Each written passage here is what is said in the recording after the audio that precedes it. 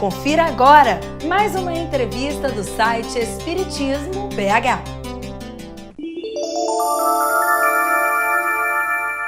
Espiritismo BH reservou este programa para abordar a mediunidade no trato familiar e convidamos o nosso querido amigo e companheiro Jairo Avelar para conduzir o assunto. Tudo bem, Jairo? Tudo bom, né? Cumprimentamos aí a todos aqueles que vão acessar futuramente o Espiritismo BH, né? Rogando a Deus, a Jesus, que nos abençoe, né?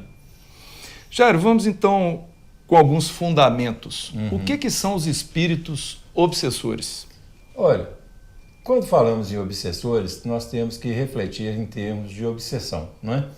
E a melhor reflexão para a obsessão, eu acho que está no instrutor Emmanuel, quando ele diz que a obsessão, não é, são forças contrárias degladiando entre si. Raciocinando desta forma, nós temos que separar obsessão de influências, porque nem sempre alguma influência espiritual é uma obsessão.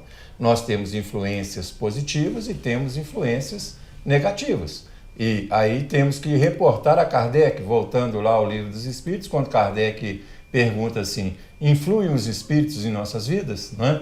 E os espíritos vão responder a Kardec, muito mais do que possas crer ou imaginar. Na realidade, muitas vezes são eles que vos dirigem. Né? Então, toda obsessão tem consigo uma influência, mas nem todas as influências trazem consigo uma obsessão. Né? Então, nós temos muitas perseguições também que elas não caracterizam propriamente obsessão. São influências negativas em função de determinados níveis vibratórios. Né? Agora, fora isso, a obsessão ela sempre traz consigo uma história. E a obsessão por parte do espírito desencarnado é sempre um processo do qual ele tem consciência? Não. Nós podemos dizer que nesse processo nós temos a questão inconsciente, a questão semiconsciente e a questão consciente. Por quê? Porque muitas vezes esse gládio ele está simplesmente nos níveis do inconsciente. Então, o ódio ali, ele vai reverberando ali, é um ódio inconsciente que, às vezes, a bênção do esquecimento não permite àquela individualidade nem acessar o alvo, né, daquele ódio. Mas a simples vibração, né, ela já produz ondas negativas. Né? E essas ondas negativas só vão atingir o alvo caso haja a questão que nós achamos também muito importante nesse capítulo, que é a sintonia. Quando o instrutor Emmanuel diz assim, que sintonia é lei inderrogável no universo. Não é? Então, no caso do processo semiconsciente, ou seja, um passo anterior à consciência. Então, a pessoa, ela tem o ódio, ela sabe, né, o movel ali do ódio, ela sabe o que movimenta aquilo, né? Mas ela não, muitas vezes ela não tem a consciência do mal que ela está levando. Né? Então, aquilo tudo opera numa semiconsciência e vai atingir o alvo simplesmente pelos padrões de sintonia. Agora, nós temos os níveis conscientes. Nesses níveis conscientes, né, dentro desse gládio, aquela pessoa que movimenta esse ódio e que busca o outro, ela tem consciência do alvo, do motivo, de como atingir e qual a metodologia que ela vai utilizar para aquilo. Aí é um processo, vamos dizer, totalmente consciente. Nestes casos, né, eu sempre analisando e vendo essas questões, isso em geral é o hospital na certa. Jairo, espíritos obsessores podem atrapalhar relacionamentos afetivos e ameaçar os lares? E por que o fazem? Podem não. Eles, né, isso é uma realidade, e não é uma realidade assim, um acaso, não. Isso é uma coisa muito comum, né? E nós estamos vendo isso aí todos os dias. E eles fazem isso, seguindo determinados objetivos, né? Na nossa experiência aí, vamos dizer, profissional, né? É muito comum, às vezes as pessoas vão até estranhar isso que a gente vai falar, mas é muito comum nós recebermos casais, né, no processo de terapia, às vezes o marido, às vezes a esposa, às vezes os dois, e muitas vezes os obsessores entrarem na sala e inclusive nos ameaçarem, que nós não temos por que intervir naquilo e que eles não vão admitir, né? E daí aquilo muitas vezes, se você não estiver bem preparado no trato dessa questão, você inclusive fica, não é, à mercê dessas vibrações. E isso aí também nos chama a atenção para a importância do preparo no interior da casa espírita, das pessoas que movimentam o atendimento fraterno. Por quê? Porque quando elas recebem esses casais, essas pessoas também, elas recebem a influência desses níveis de obsessão. E tem que estar muito preparado, né, para saber administrar aquela questão. E as causas dessa perseguição poderiam estar em vidas anteriores dessas criaturas? Se são forças contrárias reagindo entre si, né, a causa ela fatalmente está em vidas anteriores. Eu lidei com um caso de um casal, né, em pleno processo de separação e tive acesso a esse espírito obsessor. E conversando com ele, né, eu disse a ele, mas por que você está movimentando isso contra esse casal? Aí ele me disse assim, contra eles eu não tenho nada. Mas aquele menino, né, que aí era um menino de 5 anos, filho, né? Filho, casal. Né? Ele queria separar o casal, porque separando os pais, ele tinha certeza absoluta que ele ia penalizar o filho de 5 anos. E aí eu perguntei a ele assim, mas por que você tem a certeza que você vai penalizar o filho de 5 anos? Ele me disse assim, olha, ele é um suicida contumaz. E ele vai crescer com várias lesões. 12, 13 anos ele volta pelo suicídio. Né? Então, era um caso assim, o casal, né, recebeu aquela criança ali e tudo, mas o objetivo desse obsessor era a criança. Ou seja, né? Então existem causas realmente passadas, as mais variáveis possíveis e as pessoas ficam incapazes de saber o que está acontecendo. Sim. As pessoas ficam incapazes, muitas vezes, de saber, não é? E, muitas vezes, nem é bom movimentar essas curiosidades, né? Deixamos aos espíritos, aos assistentes ali, né? Os espíritos que estão conduzindo o trabalho, levar esse trabalho. Nesse caso dessa criança, houve um desfecho positivo, né? Houve um desfecho positivo, na medida em que esse obsessor ele tinha uma pendência com essa criança por causa de assassinatos, de roubos, de alcoolismo no passado e principalmente por uma traição, né? E o que aconteceu? Né? Os espíritos mostraram a ele que ele estava perdendo grandes chances, né? E que aquilo já vinha sendo movimentado, né, há mais de 1.100 anos, né? Ele havia perdendo tempo e propuseram para ele uma entrada, né, uma preparação e uma entrada a futuro, muito provavelmente como neto daquela criança. Quer dizer, os espíritos ainda requereriam um trabalho aí de 40, quase 50 anos, ele precisava desse tempo todo para o processo reencarnatório, porque na situação que ele estava, ele não tinha a mínima condição de reencarnar. Quer dizer, são trabalhos difíceis, trabalhos demorados, e que aí é que entra a questão. Gente, o lar é um ambiente de extrema responsabilidade. E por que Deus permite esse tipo de interferência maléfica de espíritos inferiores? Não, nós não podemos acreditar, né, que Deus vá permitir a influência maléfica desses espíritos inferiores.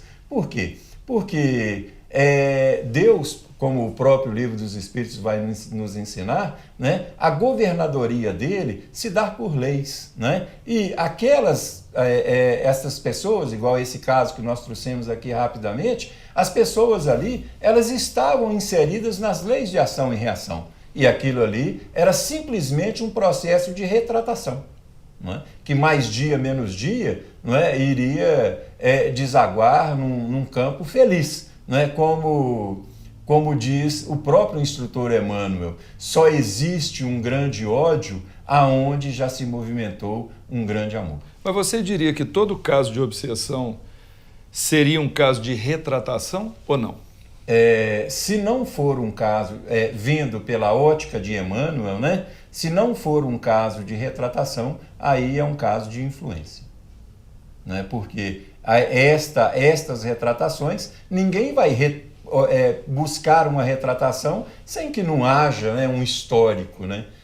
E nós vemos com os espíritos, Joana de Ângeles diz assim, nós somos a somatória de nós mesmos, né? Ou seja, quando ela diz isso, o que ela está afirmando? Que nós somos a nossa história, não é? E hoje nós já sabemos que grande parte das doenças, né, que o corpo vem a somatizar, grande parte dos acontecimentos e uma série de coisas, elas são produtos da nossa história, né? E o lar, nós sabemos que o lar é nada mais, nada menos do que a reunião da nossa história mais próxima. Quais mecanismos se utilizam os espíritos atrasados para promover discórdias e separação de casais, de amigos, de cônjuges, etc.? Olha, o primeiro mecanismo, que é o mecanismo de aproximação, é o mecanismo da sintonia, não é? As vibrações, né? À medida que as vibrações elas deixam a desejar, nós entramos nos quadros de sintonia. Dr. Bezerra de Menezes, através da mediunidade de Divaldo Pereira Franco, no livro Painéis da Loucura, né, ele vai citar o seguinte, que é muito tênue a linha que divide, né, o equilíbrio do desequilíbrio. Então, qualquer vibração de ódio, de rancor, de raiva, não é? Estas vibrações, elas provocam automaticamente resposta no campo das sintonias, não é? E o pensamento é vida, o pensamento é força, ele está rondando, ele está sempre circulando. À medida que as vibrações vão caindo, um ódio, um rancor, uma discussão, né, um mal-entendido, né, uma calúnia, uma fofoca, uma conversa atravessada, tudo isso, né, vão servir de motivo para que essa sintonia construa, né, ajude a construção do processo obsessivo. É como se fossem portas que estão sendo abertas. Que vão sendo abertas para os obsessores. Né? Para os obsessores. Por isso é que, reportando aí ao nosso querido Chico Xavier, né, quando ele ele faz a seguinte colocação. Quando você não sabe o que falar, ou que quando você está querendo falar alguma coisa que desequilibrante, que não é boa, né, ele sempre aconselhava o seguinte, encha a boca de água, né? E talvez essa seja uma melhor técnica para o lar, né?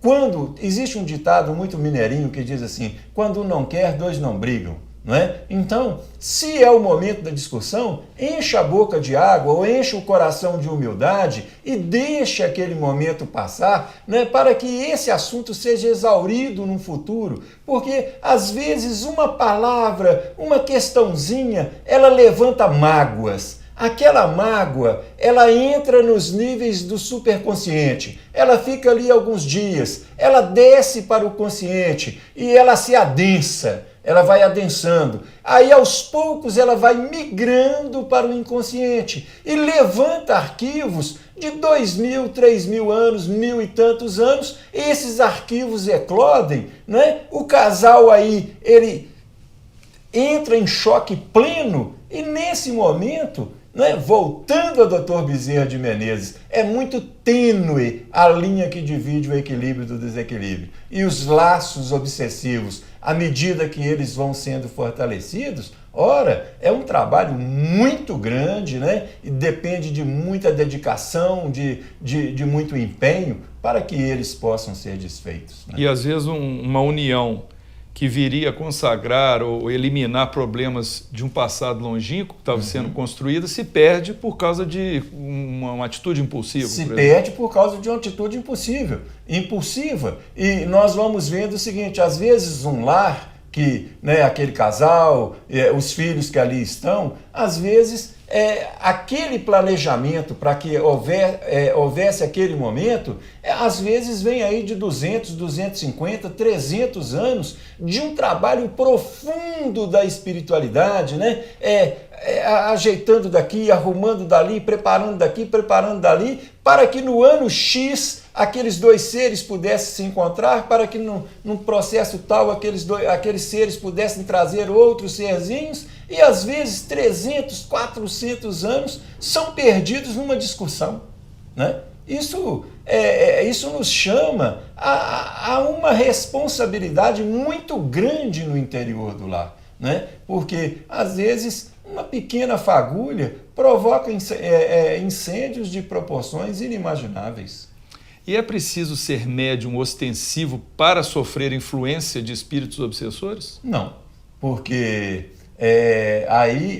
vamos dizer, considerando, né, o próprio codificador, todos nós somos médiuns, né? E essa mediunidade em determinados graus, né, oscilando em determinados graus, ela por si só já nos delega uma certa sensibilidade, né? E o que vai determinar essa possibilidade, às vezes o que vai até aumentar essa sensibilidade, é a questão da sintonia, não é? Na medida que nós fechamos a sintonia, a coisa, vamos brincar assim, né, desanda, né? E aí fica difícil. Então, não é necessária a mediunidade. Agora, nos cabe aqui também um alerta. Os médiuns aí sim é que tem que ficar mais atentos, né? Esses que nós que temos aí um trabalho mais ostensivo, uma sensibilidade, vamos dizer, mais à flor da pele, nós é que temos que ter uma vigilância ainda muito maior, porque somos muito mais suscetíveis, né, a essas influências. Aí eu gostaria até de aproveitar e te perguntar o seguinte: muitos lares têm médiuns ostensivos que não sabem que são médiuns ostensivos, ou seja, médiuns com esse grau de sensibilidade, percepção. Então, às vezes, acontecem esses graus de desavença porque um está sendo muito influenciado, mas não tem essa percepção, porque às vezes não estuda, não conhece o espiritismo. Qual que é a sua opinião sobre isso? O que nós vemos é que hoje todos os lares, né, conhecem o recurso do Evangelho, né? O Evangelho hoje ele é um recurso muito aberto e todos nós hoje temos níveis de consciência que nos apontam para a responsabilidade da família, né? Então, eu acho que nós temos que lidar com esses níveis de responsabilidade no interior da casa, né? E à medida em que essa responsabilidade ela cresce em nós, basicamente isso aí já é um fortalecimento muito grande nos laços de família, né? Aliás, eu acho que uma das campanhas mais sublimes que eu já vi no nosso movimento espírita, né, é a campanha desenvolvida pela FEB e sempre reciclada, né? Família, aperte ainda mais esses laços, né? Eu acho que quando a FEB mobiliza esse trabalho, eu acho que isso aí o mundo espiritual comemora assim, em alto estilo. Jário, até que ponto é possível identificar que um comportamento negativo é fruto de uma ação espiritual obsessiva ou é o próprio encarnado? Olha, isso está muito claro na própria codificação, no próprio Livro dos Espíritos, né? Quando Kardec, os Espíritos abordam com Kardec a influência dos Espíritos, né, nas nossas vidas. Quando eles dizem assim, que uma das maneiras de nós identificarmos é observando os pensamentos que nos parecem vêm de fora, não é? Então, isso é muito fácil, né? Nós conhecemos um caso que o casal ele levantou de manhã, né, para a gente exemplificar isso. O casal levantou e aquela entidade obsessora que já estava ali naquele lar há muito tempo tramando contra o lar, né, a esposa fazendo lá o café, e ele chega no ouvido do esposo, né, lá do marido, e diz a ele assim: café ruim, café com má vontade, e ele insufla aquilo, né? E a esposa fazendo lá o café. E ela então, ela vai servir o café. Quando ela está servindo o café, ele coloca para ela assim: olha a cara fechada, você faz todo esse sacrifício, né, faz um café tão bom, e ele vai reclamar. Né? E não dá outra. O marido capta aquela indução e ele bebe aquele café delicioso, mas fala assim: nossa, que café com má vontade. E ela, que já estava, né, induzida a receber aquela crítica, ela diz a ele assim: eu nem devia ter levantado, se você quisesse, você fizesse o seu café. E aquilo desagou numa discussão. Veja bem, o obsessor, ele desfez as linhas de equilíbrio 7 horas da manhã num simples café, não é? E isso aí desenvolveu pelos dias, pela semana, e começando por essa linha, não é? Eles chegaram então à separação, né? Quer dizer, a indução, ela vem de fora. Quando nós começamos a receber essas induções, é como se nós estivéssemos escutando alguém, né? Nós estivéssemos escutando alguém. E é muito fácil nós distinguirmos aquilo que é nosso daquilo que não é nosso, né? Por quê? Porque eu levantei de manhã, eu adoro a minha esposa, eu gosto, sei que ela faz o café com carinho, então por que eu vou me dispor contra o café? Né? Ou seja, existe ali, vamos dizer assim, vamos brincar como os mineiros, né? Tem boi na linha. Tem boi, né, na linha. E aí é motivo de vigilância, né? Se ele for em vigilância, cabia a ela o silêncio, voltando a Chico, né? Cabia a ela o silêncio. Agora, se ela não fez o silêncio, houve a sintonia entre os dois e os dois automaticamente se tornaram presas daquele obsessor. E ali, isso aí desenvolveu mais 2 anos e 8 meses, e isso acabou, sabe em quê? Né? Num crime. É uma coisa num terrível. Assassinato. Né? Uma discussão que começou num café há 2 anos e tanto, né? Ô Jairo, agora supondo que uma pessoa suspeite que seu amigo, marido, esposo ou filho esteja com um comportamento alterado por uma ação espiritual obsessiva, o que ela pode e deve fazer para salvaguardar o relacionamento e a amizade? Olha, o primeiro ponto é a vigilância, né? Jesus vai dizer: vigiai e orai. Ou seja, nós vamos ver esses acontecimentos e temos que ter a vigilância de não nos misturarmos com ele, não é? De não nos misturarmos. Ou seja, eu estou observando no outro e não tenho que entrar na sintonia. Que entrar naquela sintonia. Além do mais, eu não posso me arvorar em ser o dono da verdade. Ou seja, deu uma discussão dentro de casa, aí eu entro, vocês não podem discutir isso e aquilo. Não, deu a discussão, eu vou vigiar, não entro naquela sintonia, às vezes até me afasto daquela situação, entro em prece, né? Deixo aquelas almas ali na sua retratação e espero o momento em que a poeira abaixa, né? Para mim fazer o que nós psicólogos chamamos de pontuar a situação.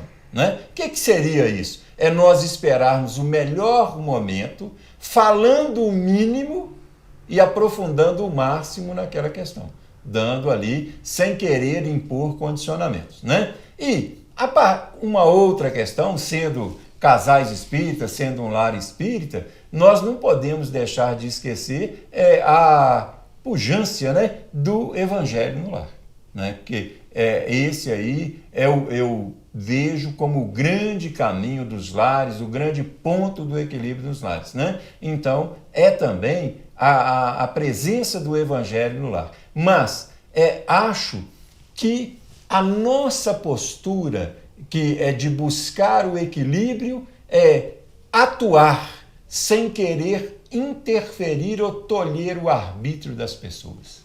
Porque se você quer interferir e tolher o arbítrio das pessoas, você coloca de si, né, um sentimento de dominação e, basicamente, você fecha a sintonia com o ambiente. Jairo, se nem todas as pessoas portadoras de mediunidade têm acesso às reuniões de educação mediúnica, o que podem fazer para educar a sua faculdade e minimizar o assédio obsessivo? Olha, a educação mediúnica, né, eu acho que ela passa muito mais, eu acho que quando nós falamos em educação mediúnica, nós hoje estamos vivendo um momento assim, de muitas apostilas, de muita cultura, isso e aquilo. Eu acho que nós temos que passar a refletir dentro dessa educação mediúnica a educação do próprio ser, né? Porque não existe educação mediúnica sem um processo de reeducação comportamental, né? Isso é básico na mediunidade. Não se trabalha a mediunidade sem esse processo de reeducação em si, né? Porque o resto é cultura mediúnica, né? Agora, a mediunidade ela não pode prescindir desse processo de reeducação. Então, se você, né, está tendo, né, vamos dizer assim, alguns problemas, algumas questões, né, com a mediunidade, necessitando, né, dessa educação, e às vezes está em época de faculdade, em época disso, né, que tem as suas limitações, né? Olha, a primeira coisa, boas leituras, né? Procura boas leituras, né? As referências de Emmanuel, de André Luiz, né? Joana de Ângeles, né? Espíritos maravilhosos que estão aí sempre nos colocando um material assim, de fina estirpe, né? Para esse processo reeducativo. E se esmerar mesmo, né, na questão do comportamento, né? Porque o médium, né, ele não é a cultura mediúnica. O médium, ele é o produto do seu comportamento. O médium, ele é o produto do seu comportamento. O produto do seu comportamento? Sim, porque o produto do comportamento mediúnico é que vai ditar a sintonia do médium.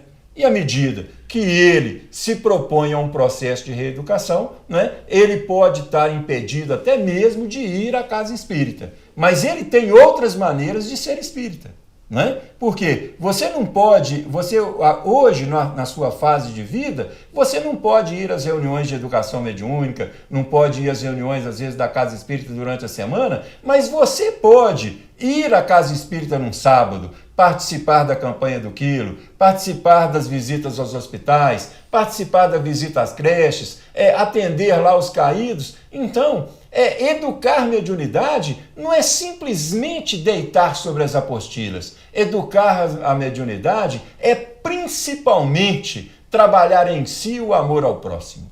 Porque se você não trabalhar em si o amor ao próximo, o que vai ser dessa mediunidade? E isso já seria uma defesa natural. Contra essa aproximação, né, dos espíritos atrasados. Por quê? Porque nós estamos falando em sintonia. Né? Na medida em que você sai numa tarefa de campanha do quilo, na medida que você sai numa campanha do pãozinho aí nas noites, na madrugada, à medida que você visita os doentes no hospital, aqui e ali, automaticamente você está criando em si uma sintonia nova. É um contraponto, né? E com uma vantagem, né? O grande processo, porque às vezes eu vejo pessoas assim, Jairo, coloca meu nome lá na reunião de desobsessão, né? Coloca meu nome lá na reunião tal. Olha, colocar o nome é a coisa mais fácil que tem. Né?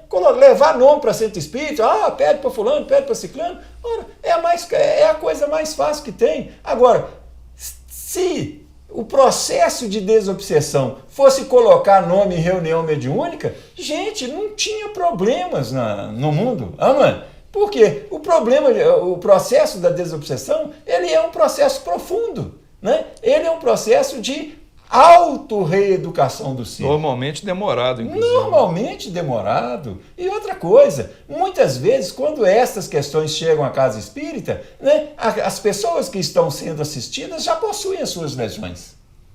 Né? Já possuem as suas lesões. Às vezes, né, o processo vai ser bem desencadeado, bem trabalhado, mas às vezes os reflexos das lesões vão continuar aparecendo. Né? Às vezes uma pessoa, por uma questão obsessiva, ela chega a crises epilépticas. A crise já está instalada. Né? Às vezes os obsessores ou o obsessor, eles vão ser guindados aí a outros pontos, a outras regiões, mas a lesão epiléptica ela já existe. Né?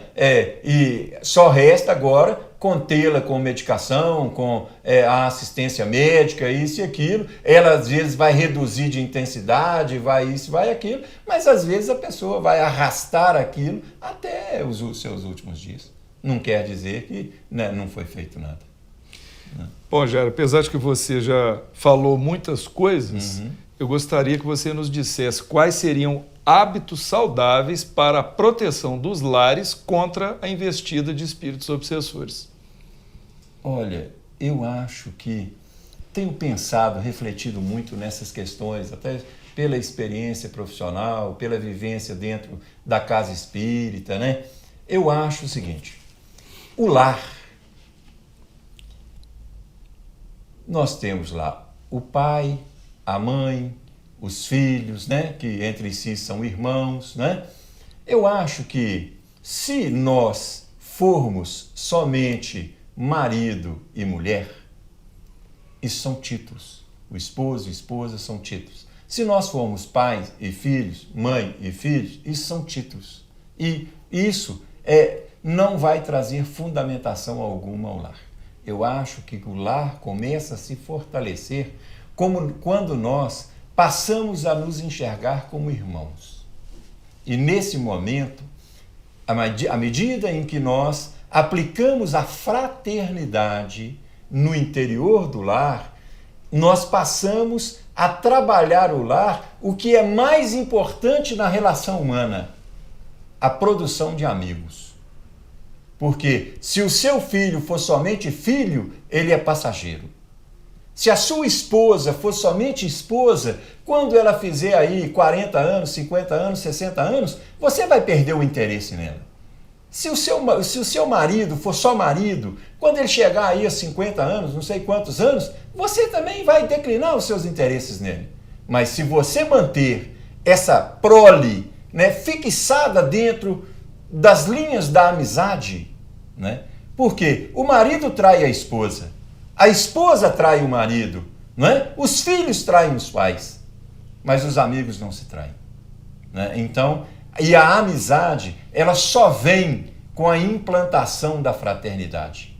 Eu tenho um carinho muito grande, por exemplo, pelas casas espíritas, que em geral chamam assim, grupo da fraternidade, fraternidade espírita, né? Aliança fraterna, porque, gente, a fraternidade, esse sentimento, a instalação desse sentimento fraterno em nós, isso é decisivo no nosso processo evolutivo.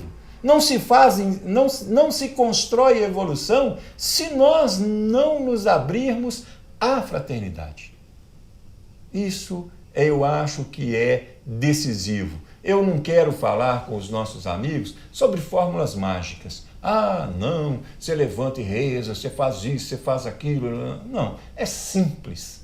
Construa a fraternidade em si e deixe essa fraternidade sair de si na direção do seu próximo, porque ela vai construir o item mais importante que nós vemos dentro de um lar. Quando esse lar, ele sai dos títulos para ter um único elo de ligação, que é a amizade. Mesmo que a outra parte não esteja correspondendo, né, Jair? Mesmo que a outra parte não esteja correspondendo. Por que isso? Né? Porque a questão é o seguinte, a obrigação é nossa, né? O outro, ele tem o seu livre-arbítrio. Eu, às vezes, com os casais que estão, né, no processo de separação, e às vezes são coisas assim fatais e não tem volta, eu digo muito a esses casais o seguinte: olha, separe, mas não separe como inimigo, porque para sempre você vai ser pai, né, dos filhos dessa outra pessoa, e ela vai ser mãe dos seus filhos. Vocês têm uma construção e têm uma história em conjunto, não é? Então, nós não podemos nos dar ao luxo, né, de sermos inimigos de A ou de B. Então, o caminho, né, se o outro quer ser seu inimigo, é um direito que ele tem, né? Agora, você ser inimigo dele, nós não temos esse direito. E me lembrou aquele trecho de Jesus recomendando: reconcilia-te depressa com né? teu inimigo. Rapidamente, né? Enquanto está aqui nessa encarnação. Agora, ele não disse que o seu inimigo vai reconciliar com você. Agora, você reconcilia com ele. A questão é nossa. Né? A questão é nossa, é pessoal. Né? Ele diz assim, né, se alguém te pedir a túnica, né, dele também a capa. Não vai brigar por pouca coisa. Não é? Quer dizer, e dentro do lar, a toda hora, eles estão nos pedindo a túnica, né? Outros nos batem a uma face, outros nos fazem caminhar mais um ponto. Se você for contrapor isso, você abre sintonia com os inimigos do seu lar. Mas se você entender Jesus, quando ele diz assim, cede, né? Porque dar a capa é ceder, né? Vamos pegar um exemplo muito simples. Vamos dizer, as costas americanas, a Flórida, né, aquela região toda, quando bate os tornados, né, aquelas grandes catástrofes. Você vê barco em cima de casa, você vê carro dentro de barco, aquela confusão toda. E a paisagem toda arrasada, mas você olha, as palmeiras estão todas de pé, né, porque elas não se contrapõem ao vento, né? O vento aumenta, ela dobra. O vento diminui, ela volta. Então, isso é o poder da flexibilidade, né? Dentro do lar, gente, nós temos que estar a todo instante flexibilizando. Não interessa que o outro seja inflexível, né? Alguém tem que ceder. E aqui ficou muito claro, Jairo, o seu alerta, porque muitas vezes um momento de desequilíbrio está facilitando o assédio de espíritos. Sim. Que têm todo o interesse que o casal se separe, que os filhos briguem, né? Porque Sim. As trevas ficam armadas. Estão armadas ali, não é? E aí me permita repetir novamente, que eu acho que é uma das grandes colocações para a nossa temática, que é a colocação do nosso querido Adolfo Bezerra de Menezes, né? É muito tênue a linha que divide o equilíbrio do desequilíbrio, né? E isso dentro do lar deve ser visto como uma lei. Bom, nós vamos então encerrar mais este programa, com a certeza que os internautas apreciaram aqui as explanações do nosso querido Jairo, e fica aí para a sua palavra final, Jairo. A nossa palavra gente, muito cuidado com o lar, porque o lar é uma instituição sublime nas nossas vidas, né? Um abraço, um beijo, né? Muito querido ao coração de todos, e até uma próxima, se Deus quiser. Esperamos que você tenha gostado dessa entrevista. Deixe a sua opinião em nosso site.